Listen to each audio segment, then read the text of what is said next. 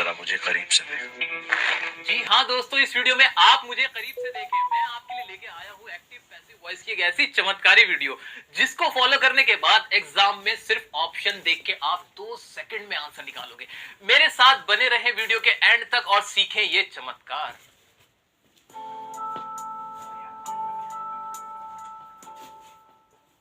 Active passive voice करने के लिए आपका टेंसेस का आना बहुत जरूरी है। अगर आपको टेंसेस आते हैं तो बहुत अच्छी बात है, अगर नहीं भी आते तो कोई बात नहीं। हमने आपके लिए टेंसेस की एक वीडियो बना रखी है जिसमें हमने 2 महीने का कोर्स मात्र 2 घंटे में करा रखा है। तो वहां जाके आप डियर सर के स्टाइल में टेंसेस को सीख सकते हैं। अब हम आते हैं एक्टिव पैसिव पे। पहले हम देखेंगे उसका कॉन्सेप्ट और कॉन्सेप्ट के बाद देखेंगे शॉर्ट ट्रिक। हाँ, जो शॉर्ट ट्रिक हम देखेंगे और उसको करने के बाद आप एग्जाम में ऑप्शन को देख के सही करने वाले।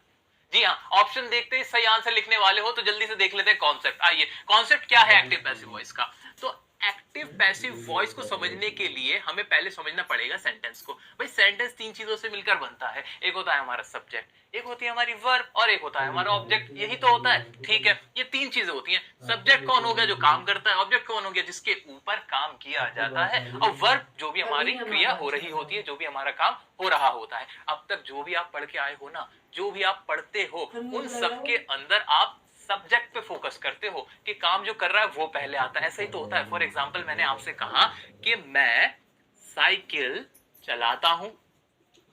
मैंने ये सेंटेंस लिखा, इसके अंदर काम कौन कर रहा है, मैं तो हो गया मेरा सब्जेक्ट। और काम हो क्या रहा है, चलाने का साइकिल को, तो ये हो गई हमारी वर्ब। और ऑब्जेक्ट किसको चलाया जा रहा है, साइकिल को, तो ये हो गया हमारा ऑब्जेक्ट। इसको ऐसे ही तो पढ़ते हो। लेकिन अब आपसे एक सवाल अगर मैं करूं, क्या सवाल, कि आपके कितने कान होते हैं। जी हाँ, आपके कितने कान हैं, 2 कान होते हैं। अच्छा, 2 क्यों होते हैं। 2 कान हमारे इसलिए होते हैं ताकि हम कान को चाहे इधर से पकड़ें या इधर से, बात एक ही रहेगी। जी हाँ, इसी तरह का कॉन्सेप्ट ही है एक्टिव पैसिव वॉइस का। हम जो भी बात कह रहे हैं उसको चाहे हम एक्टिव में कहें या पैसिव में, बात एक ही रहेगी। अब इस सेंटेंस को देखो इस तरह से, मैं साइकिल चलाता हूं। ये बात हुई कि मैं साइकिल चला रहा हूं, यानी चलाने वाला मैं और साइकिल को मैं चला रहा हूं। अगर मैं इसको कहने लगूं कि साइकिल को चलाया जाता है मेरे द्वारा, साइकिल को चलाया जाता है मेरे द्वारा। अब मैंने इसको अगर ऐसे बोला तो क्या गलत हो गया, क्या सेंटेंस बदल गया। नहीं, बिल्कुल नहीं बदला, सेंटेंस वही रहा दोस्तों। बस इसमें फर्क क्या हो गया, मेरा कहने का तरीका बदल गया। कान मैंने इधर से नहीं पकड़ा, इस बार इधर से पकड़ लिया। तो यानी मैं कह सकता हूं कि पैसिव वॉइस में हम क्या करते हैं, जो हमारा ऑब्जेक्ट होता है वो पहले आ जाता है, जो हमारा सब्जेक्ट होता है वो बाद में आ जाता है। अगर मैं इस स्ट्रक्चर की बात करूं तो ये ऑब्जेक्ट होगा, ये आएगा पहले, ये जो सब्जेक्ट होगा ये जाएगा लास्ट में, वर्ब अपनी जगह खड़ी रहेगी। लेकिन पैसिव वॉइस में हमेशा वर्ब की फॉर्म होगी थर्ड। जी हाँ, वर्ब की आप लगा देना थर्ड फॉर्म। कोई भी पैसिव वॉइस बनाओ, पैसिव वॉइस की पहचान ही ये है। लो, पहली ट्रिक तो यहीं पर क्लियर हो गई क्या, कि वर्ब की हमारी फॉर्म जो होगी वो होगी थर्ड। पैसिव वॉइस के अंदर थर्ड फॉर्म इस्तेमाल होती है, ठीक है। तो ये रहा कॉन्सेप्ट। तो यहां पर हमारा आ गया ऑब्जेक्ट, यहाँ आ गई हमारी वर्ब और यहाँ आ गया हमारा सब्जेक्ट। उल्टा हो गया और कुछ नहीं। तो ये तो हमारा मोटा मोटा कॉन्सेप्ट के पैसिव वॉइस होती क्या है। कुछ भी नहीं होती पैसिव वॉइस, बस बात कहने का तरीका अलग होता है। इसके अंदर ऑब्जेक्ट पहले आ जाता है। तो अब हम एग्जांपल देख सकते हैं। जैसे मैंने आपसे कहा, मैं एक खत लिखता हूं। यहाँ पर सेंटेंस था, मैं एक खत लिखता हूं। खत लिखने वाला कौन, मैं। लिखा क्या जा रहा है, खत, यानी वो हुआ ऑब्जेक्ट। मैं इसको कह सकता हूं, एक खत लिखा जाता है मेरे द्वारा। तो ये क्या हो गया, हमारी पैसिव वॉइस। ऐसे मैं कह सकता हूं कि हम खाना खा रहे हैं, और पैसिव क्या बनेगी इसकी, खाना खाया जा रहा है हमारे द्वारा। मैं आपको पढ़ा रहा हूं, और इसकी पैसिव वॉइस क्या हो जाएगी, कि आपको पढ़ाया जा रहा है मेरे द्वारा। ठीक है, तो सब ये हमने क्या करा, एक्टिव पैसिव को इसको हम चेंज करते गए। ये तो थी हिंदी की बात। अब आ जाते हैं हम अपने एग्जाम के अंदर। एग्जाम में आपको एक एक्टिव का सेंटेंस होगा, उसको कहा होगा कि इसको पैसिव में बदल दो। तो कैसे करोगे उसकी ट्रिक अब हम देखेंगे। जैसा कि मैंने आपको बताया है कि पैसिव वॉइस के अंदर वर्ब की थर्ड फॉर्म इस्तेमाल होगी। कोई सा भी पैसिव वॉइस होगा, फॉर्म आएगी थर्ड। तो ये तो दिमाग में रख लेना, भूलना मत बिल्कुल भी। अब आओ देखते हैं हमारी पहली ट्रिक। पहली ट्रिक क्या है, कि कहीं भी अगर कंटिन्यूअस टेंस हो, कंटिन्यूअस टेंस कोई भी होगा, यानी उसकी मेन वर्ब की फर्स्ट फॉर्म के साथ आईएनजी आ रही होगी, ये तो होता है मेन वर्ब की फर्स्ट फॉर्म के साथ आईएनजी आ रही होती है, बिल्कुल क्लियर है। हाँ, कंटिन्यूस किसी का भी हो, जहां भी काम चल रहा होता है उसमें मेन वर्ब की फर्स्ट फॉर्म होती है और आईएनजी आ जाता है। जैसे कम होगा तो कम का कमिंग हो जाएगा, मेक का मेकिंग हो जाएगा, प्ले का प्लेइंग हो जाएगा, ऐसा होता है। अब जब इस तरह के सेंटेंस की पैसिव वॉइस आए, इस तरह के सेंटेंस की पैसिव वॉइस आप करने जा रहे हो, तो उसको बनाने का तरीका सुनो। उसको बनाने का तरीका ये होगा कि उसके अंदर बीइंग आ रहा होगा। क्या आ रहा होगा? BEING, being. ये वर्ड उसमें लिखा हुआ होगा। किसी का भी कंटिन्यूअस टेंस होगा उसमें फिर जो पैसिव होगी वो बीइंग में जरूर होगा। बीइंग कब आएगा? बीइंग तब आएगा जैसे अगर ये प्रेजेंट का कंटिन्यूअस है, इज एम आर के साथ यहाँ पे लगा हुआ था इज एम आर, तो इज एम आर के बाद बीइंग आ जाएगा। अगर ये पास्ट कंटिन्यूअस की थी तो वाज वर्ब के साथ बीइंग आ जाएगा, लेकिन ये बीइंग जरूर आएगा। अच्छा, वर्ब की कौन सी फॉर्म आएगी? हाँ, वर्ब की तो थर्ड फॉर्म ही आएगी, तो वो तो सोचने वाली बात ही नहीं है। हमें बस ये वर्ड याद रखना है कि अगर कंटिन्यूअस का एक्टिव वॉइस है और पैसिव वॉइस का हम ऑप्शन ढूंढ रहे हैं, तो हम वो वाला ऑप्शन देखेंगे जिसमें बीइंग आ रहा है और उसको करेक्ट कर देंगे। आंसर मिल गया आपको सही और आपको मार्क्स मिल गए। आओ चलो एग्जाम्पल देखो, जल्दी से आ जाते हैं, एग्जाम्पल देखते हैं। मैं यहाँ पे आपको लिख देता हूँ एक, यहाँ पे लिखते हैं हम एक एक्टिव वॉइस का एग्जाम्पल। एग्जाम्पल हो सकता है जैसे वी आर प्लेइंग क्रिकेट। इसका मतलब क्या हो गया कि हम क्रिकेट खेल रहे हैं, हम क्रिकेट खेल रहे हैं। और मैंने देखा यहाँ पे आर प्लेइंग यानी ये प्रेजेंट कंटिन्यूअस क्या है, रूल क्या है, ट्रिक क्या है? ट्रिक ये है कि हमें बीइंग लगा हुआ मिलेगा। अब इसका ऑप्शन क्या हो सकता है? इसका ऑप्शन आपको कैसे मिलेगा? We are playing cricket, object पहले है, cricket is played by us. एक ऑप्शन क्या हो सकता है? Cricket was played by us. एक ऑप्शन है आपका वी हैव प्लेड क्रिकेट, और लास्ट ऑप्शन है आपका cricket is be played by. चार ऑप्शन है, ये हमारा क्वेश्चन था।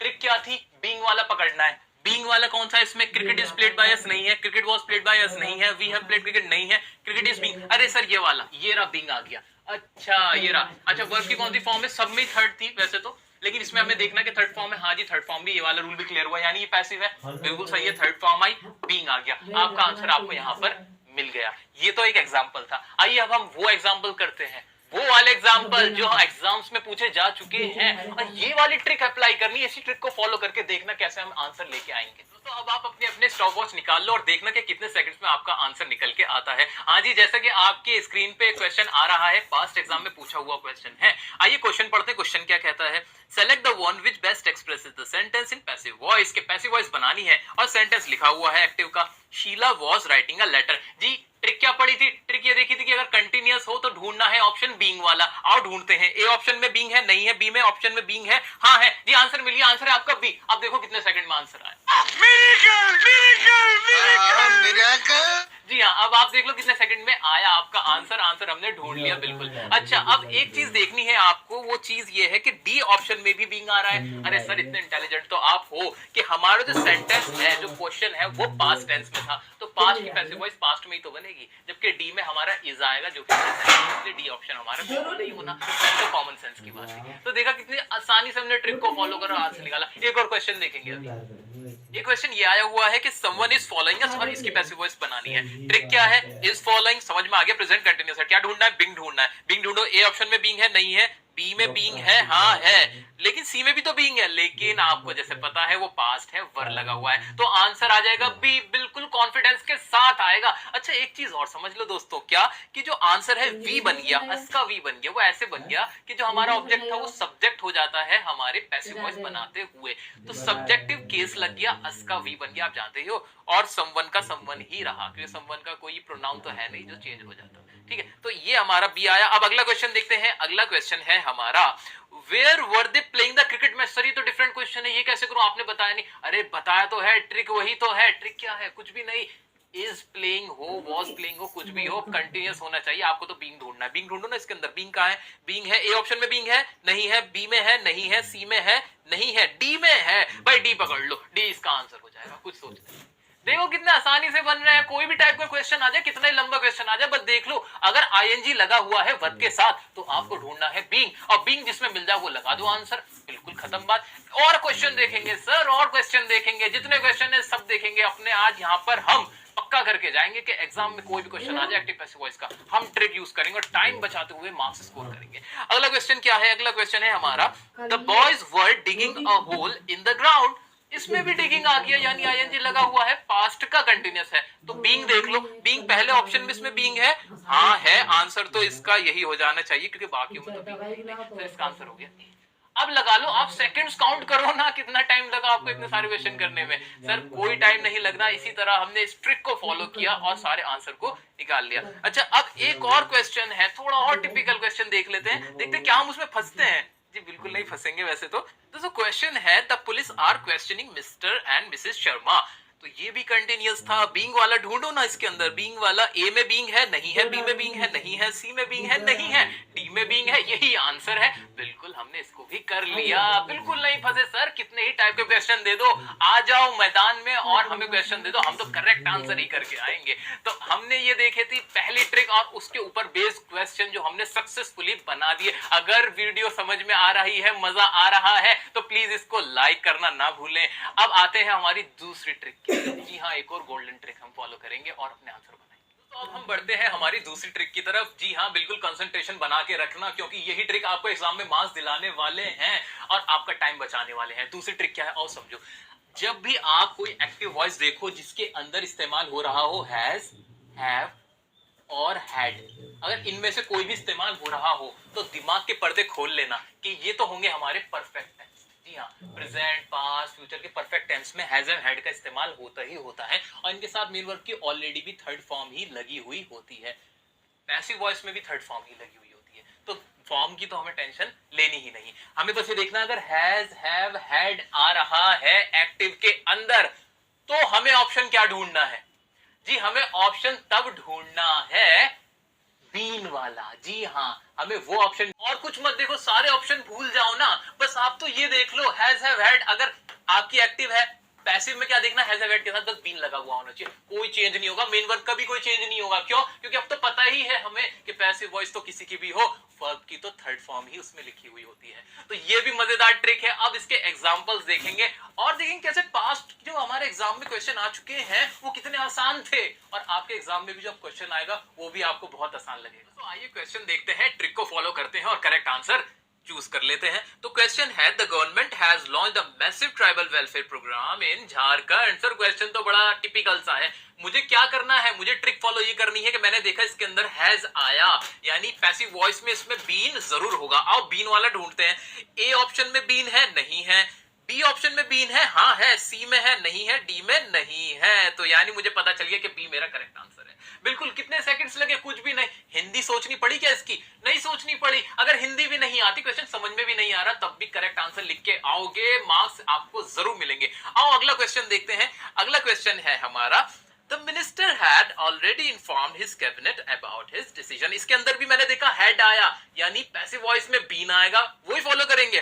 पहले ऑप्शन में बीन है नहीं है, भगाओ। बी में है नहीं, इसको भी हटाओ यार। सी में है हाँ है, इसको हम रख लेंगे। अच्छा डी में भी है, हाँ डी में भी है, अब क्या करें? अरे अब कैसे करेंगे, इनमें तो दोनों में बीन आ गया। अरे सर कुछ भी नहीं करना, आप गौर से देखो, जो डी वाला ऑप्शन है उसमें विल आ रहा है, विल टेंस है फ्यूचर वाला, विल तो फ्यूचर में होता है ना, और जो क्वेश्चन है हमारा वो हेड वाला है, वो पास्ट में होता है। जी हाँ, टेंस में हमने देखा तो था, तो इसलिए हमारा आंसर हमें मालूम है कि क्या होगा, सी ही होगा। बिल्कुल कॉन्फिडेंस के साथ आप सी लिख के आओगे। आओ अगला क्वेश्चन देखते हैं। अगला क्वेश्चन है हमारा, Has anybody answered your question? अच्छा पहली बार जैसे क्वेश्चन वाला आंसर हो ना, कोई भी क्वेश्चन वाला हो जिसमें सवाल पूछा जाए, उसकी पैसिव वॉइस पूछे तो उसकी पैसिव वॉइस भी सवाल में ही होगी।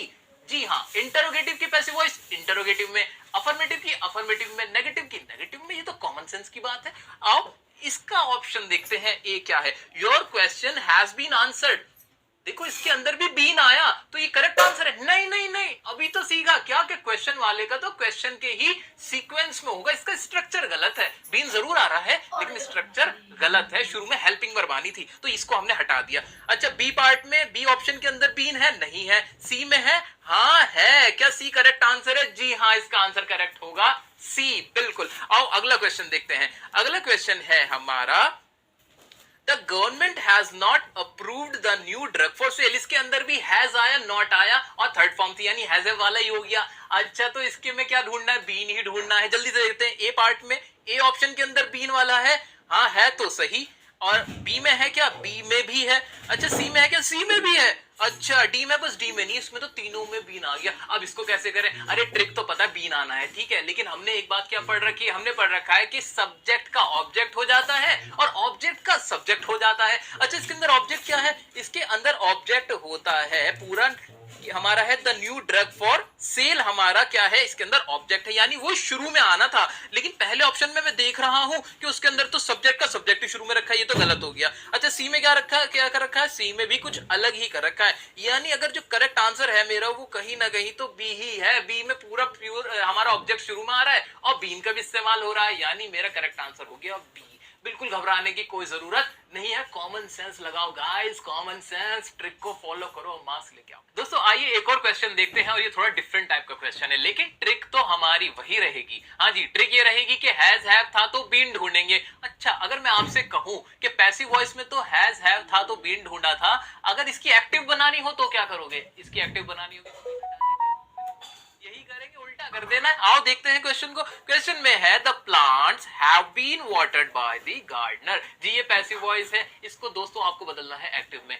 मैं क्या करूंगा? एक्टिव में बदलने के लिए ऑब्जेक्ट को बना दूंगा सब्जेक्ट, करेक्ट बात, और बीन हट जाएगा, बीन की जगह क्या आ जाएगा? हैज या हैव आ जाएगा, बिल्कुल सही बात। अच्छा, अब देख लेते हैं हमारे ऑप्शंस क्या हैं। पहला ऑप्शन, उसमें तो इज लगा, ये तो बिल्कुल नहीं है। बी में क्या है? बी में बीन लगा है तो ये भी नहीं है। सी में क्या है? द गार्डनर, बिल्कुल ऑब्जेक्ट जो था हमारा सब्जेक्ट बन गया, और हैज आ गया थर्ड फॉर्म। जी बिल्कुल करेक्ट आंसर, सी हमारा करेक्ट आंसर है। आपको आंसर मिल चुका है, और वो भी इस ट्रिक की मदद से। जी हाँ, हुई ना गोल्डन ट्रिक। जी हाँ, यही मैजिकल ट्रिक है जिसको फॉलो करके आप सारे क्वेश्चन को सही कर सकते हो।